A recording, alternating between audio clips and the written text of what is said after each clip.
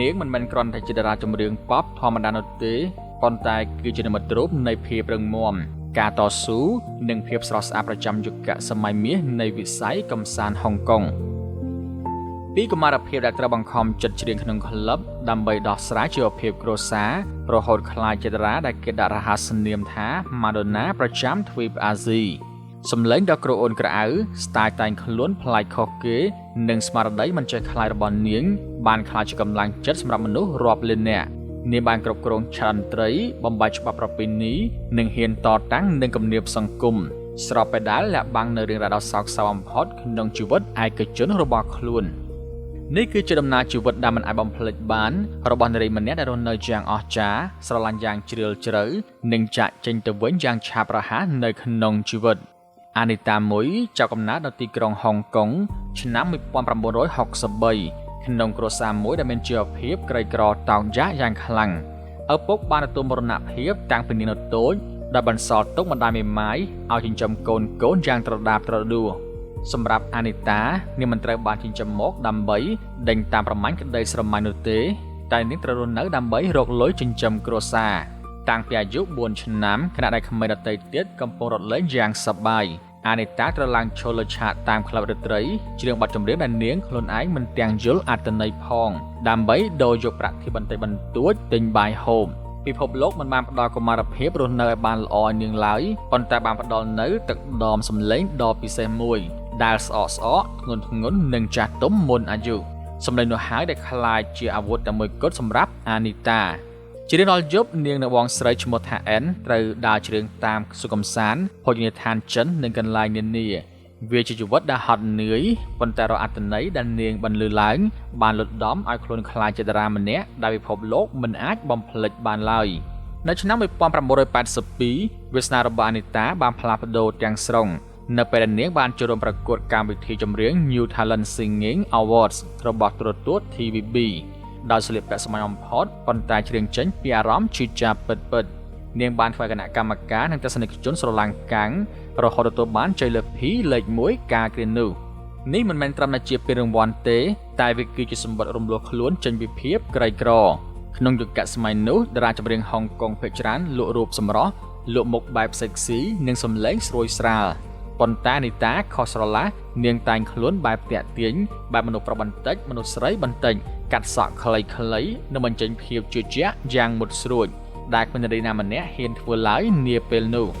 ត្រឹមតែមួយឆ្នាំប៉ុណ្ណោះរូបថតរបស់អានីតាមាននៅលើផ្ទាំងប៉ាណូនិងទស្សនាវដ្តីធំបទចម្រៀងរបស់នាងមិនត្រឹមតែសម្រាប់ស្ដាប់ទេតែទស្សនិកជនអាចមានអារម្មណ៍ចូលទួជាមួយវាទៀតផងតែទោះបីជាល្បីកម្រិតណាក៏ដោយអានីតាតែងរស់នៅដោយភាពដាក់ខ្លួនព្រោះនាងមិនដែលភ្លេចគ្រាដើរច្រៀងតាមដងផ្លូវនោះឡើយ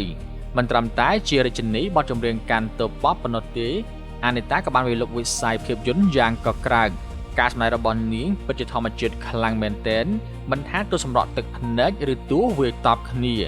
នៅឆ្នាំ1988តួឯកក្នុងរឿងវិញ្ញាណស្នេហ៍ក្រហមដែលនាងសម្ដែងជាមួយលោក Leslie Chung បានធ្វើអានីតាឈ្នះពានរង្វាន់តួឯកស្រីឆ្នាំបំផុត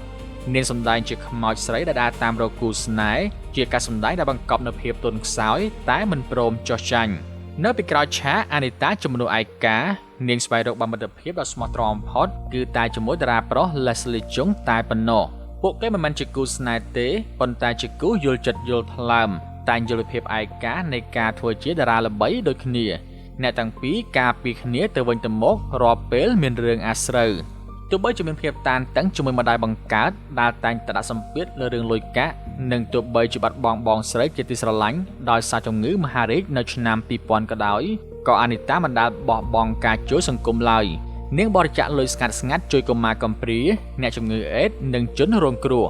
ក្នុងឆ្នាំ1991ពេលមានគ្រោះអគ្គីភ័យឆេះហាងខារ៉ាអូខេសម្រាប់យុវជនជាច្រើននាងបានចេញមុខរ៉ាប់រងថ្លៃធ្វើបុណ្យសពនិងការប្រឹក្សាផ្លូវចិត្តដល់គ្រួសារជនរងគ្រោះទាំងអស់ដែលមិនត្រូវការមុខមាត់អ្វីឡើយនាងធ្លាប់ក្រនាងដឹងពីការឈឺចាប់ដែលសង្គមបោះបង់ដូច្នេះនាងមិនព្រមឲ្យនរណាម្នាក់រងគ្រោះបែបនេះទៀតទេចូលដល់ដើមទសវត្សរ៍ឆ្នាំ2000អានីតាបានប្រឈមមុខនឹងសត្រូវដ៏សាហាវបំផុតគឺជំងឺមហារីកមាត់ស្បូននាងបានលាក់ការឈឺចាប់នេះយ៉ាងជិតឈឹងទុកឲ្យតែមិត្តភ័ក្តិជិតស្និទ្ធប្រមាណអ្នកប៉ុណ្ណោះដែលដឹងទោះបីជារាងកាយចុះខ្សោយនិងស្រកទម្ងន់ ក៏នាងនៅតែបន្តឡើងឆាកចូលរួមកម្មវិធីសប្បុរសធម៌និងថតកុនហាក់ដូចជាគ្មានអ្វីកើតឡើងឡើយរហូតដល់ខែកញ្ញាឆ្នាំ2003ទើបនឹងសម្រេចចិត្តប្រកាសជាសាធារណៈអំពីជំងឺនេះអានីតាឈរយ៉ាងរឹងមាំដោយពាក់មួកពណ៌សបិទបាំងសក់ដែលជ្រុះអស់ហើយប្រាប់អ្នកគាំទ្រថាកុំយំអីខ្ញុំសុំត្រឹមតែកម្លាំងចិត្តតែប៉ុណ្ណោះជំនួសឲ្យការសម្រាប់ព្យាបាលនាងបានជារៀបចំការប្រកបមន្ត្រីចុងក្រោយមួយដើម្បីលាអ្នកគាំទ្រទៅវិញនៅក្នុងខែវិច្ឆិកាឆ្នាំ2003នៅលើឆាកតន្ត្រីដ៏ធំមួយនាងបានដើរចេញមកដោយរាងកាយដ៏ទន់ខ្សោយប៉ុន្តែពោពេញដោយមោទនភាពនាងស្លៀករ៉ូបកូនក្រមុំពណ៌សដ៏ស្រស់ស្អាតនាងធ្លាប់ប្រាថ្នាចង់រៀបការប៉ុន្តែពេលវេលាមិនអនុញ្ញាតនៅឡើយយប់នោះអានីតាបានប្រកាសថានាងសម្រេចចិត្តរៀបការជាមួយនឹងឆាកតន្ត្រីនិងអ្នកគាំទ្រទាំងអស់គ្នា